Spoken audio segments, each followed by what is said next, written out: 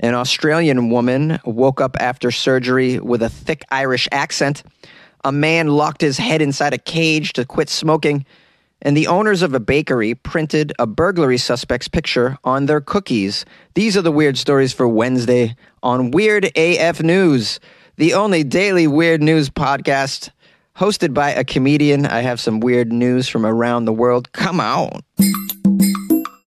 An Australian woman had tonsil surgery, and she woke up with an Irish accent. 27-year-old dentist got in the shower the other morning. She started singing, something that she always did in the shower. Yeah, we always sing in the shower. It's a nice place to do it, especially if you have a terrible voice, because it somehow, for some reason, sounds amazing.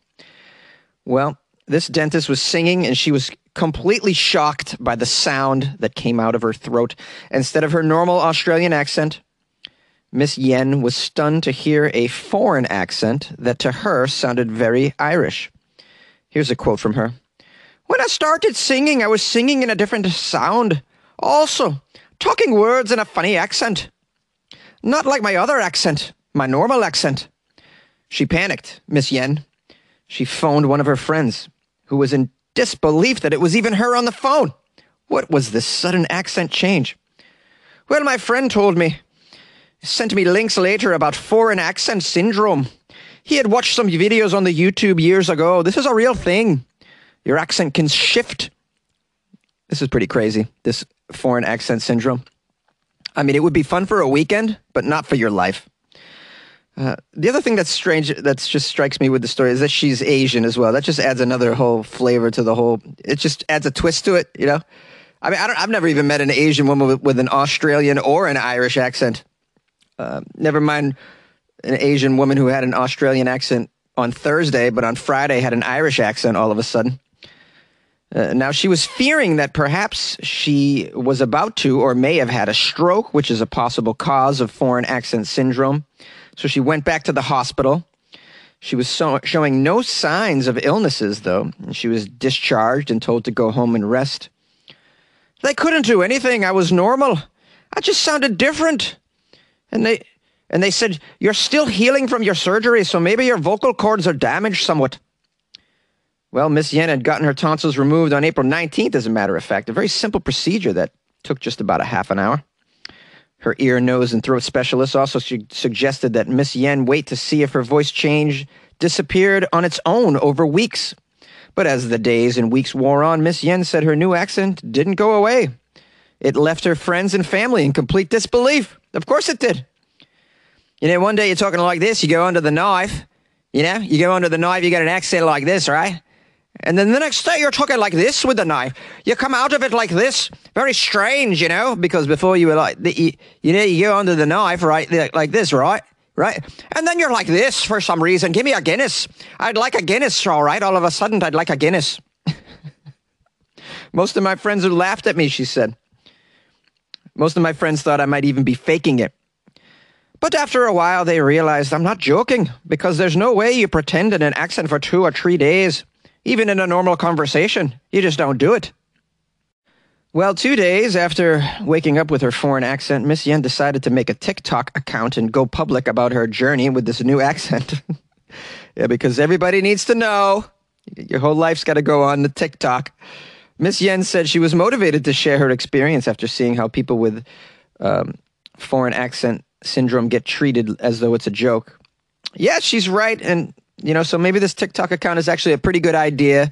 It can offer, you know, some relief to other people who also suffer, and they can know that they're not alone out there, because it's got to be a strange thing to have happen to you. She says, "I can 100% connect with these other people and know that they are know what they're feeling, because I feel so lost, because it's so rare, you know. But I hope by using TikTok to spread awareness that hopefully one day people know if you wake up with a foreign accent or a weird sounding accent in general, that you go straight to a hospital. There's something wrong in your brain that needs to be looked at, and it's not just something funny that you laugh about, you know, it's quite serious." It's now been a long time since Miss Yen woke up to her foreign accent. It hasn't gone away. She is now completely convinced she has foreign accent syndrome. She is struggling to accept her new accent, but is very thankful for the support of her loved ones. I'm very lucky to have very supportive friends and family, so whether there's anything wrong in my head, I don't know. If they find something, hopefully there's a cure or a treatment for it of some sort. Well, just be thankful it's an Irish accent. I mean, there's so many other bad accents out there that you could get. And there's, what's a bad accent? I can't stand the Southern California accent. Oh, did you get a latte, bro? Oh, so annoying. Bro, order me a latte, bro. Hey, bro, did you take out the garbage, bro? Oh, kill yourself. It's the worst accent ever. If you were going to assassinate people per annoying accent, line them all up by annoying accents, I think the SoCal, bro, that's the first to go. That's even more annoying than the German accent. And none of us likes the German accent. None of us like it. It's very distasteful. And even that, I'd rather hear over the, get a latte, bro. Can I get a caramel latte, bro? Frappuccino? Bro, did you take out the garbage, man? This is the worst. If she was very lucky, she'd get that Boston accent that we all love. Oh, that's friggin' charming, ain't it, guys? A man locked his head inside a cage to stop smoking. People will go to all different lengths to cut down on habits. Whether it's locked jars to limit snacking, hypnotherapy to stop fingernail biting, or deleting your fast food apps, we've all been there. Some are definitely more extreme than others. Take this man, for example, who wore a cage on his head in a bid to quit smoking. Ibrahim Yücel from Kütahya in Turkey had been smoking for over 2 decades when he was locked up and prevented from physically putting a cigarette in his mouth. According to the reports, he was inspired by motorbike riders wearing helmets and used 130 feet of copper wire to make his own helmet to quit smoking. Of course, motorbike riders can remove their helmet at any time, but Ibrahim went a little bit further. He locked the cage and gave his family the key to his head guard to keep him from smoking. Yeah, I mean, he's in this cage wrapped around his head. He can't even touch his face. This decision came after Ibrahim released he'd been smoking 2 packs of cigarettes every single day since he was 16, but when his own father passed away from lung cancer, Ibrahim knew it was time to stop for his own health, and he wanted to also watch his family grow old. He wanted to live himself. He needed help. The helmet was designed to be similar to a bird cage, and every morning Ibrahim would head off to work, but not before leaving the key to his contraption with his wife and his children. I almost wonder if this story's really real. I mean, there's a photo of this guy in the cage. Looks like he's walking to work. He's got a shirt and tie on and a cage over his head. His coworkers must be very supportive. I assume he's not working in face-to-face customer service. I mean, your bank teller can't have a cage over their head, right? You can't. There's a lot of jobs you can't have with a cage over your head. You can't be a telemarketer because you just can't even get that phone up to your ear, really. There's a lot of things you can't do with a cage over your head. You can't really drive a car. There's no being a taxi driver with this cage over your head or a bus driver. You got no periphery vision. According to the International Business Times, Ibrahim's previous attempts to kick the smoking habit have always failed, which was why his wife was supporting him, despite being initially embarrassed by the prospect of her husband wearing a cage over his head all day. Yeah, this poor lady. But maybe he'll quit in 6 months, and this will just be a thing. It's a phase. You guys can look back on it and laugh. Ha ha! Remember that time you wore a cage on your head and you couldn't go to Six Flags that summer? There was no swimming because you can't really get into a pool or the ocean with a heavy cage over your head. You'll just sink to the bottom. It's believed that Ibrahim could eat crackers through the wires. Well, that's nice. There's some positives here. Ooh, we can sip on water through a straw, but not much else. Oh man, we could have iced coffee through the bars. I'm sure, maybe a smoothie. Although, if you can fit a straw through there, can't you fit a very long cigarette? It says here he has to unlock the cage to have proper meals. But if you give the key to your lady and then you go to work, who's going to unlock the cage for your work time lunch break, buddy? Ibrahim's story and pictures have recently resurfaced, apparently. Somebody wrote a response to this saying, extreme problems require extreme actions. I support this guy. Yeah. I know, but what happens if he has an itchy nose, man? Like, think about this. There's got to be better ways to quit smoking than putting a cage over your head. Or one of those, some like scuba gear. If you get a moment, just Google this story and look at the photo. It's pretty damn hilarious. The lengths that people go to achieve goals, though, you got to hand it to them. It's a commitment. You like podcasts? You're listening to my podcast. Maybe you thought to yourself, I'd like to make a podcast. Too difficult. No, not with Anchor.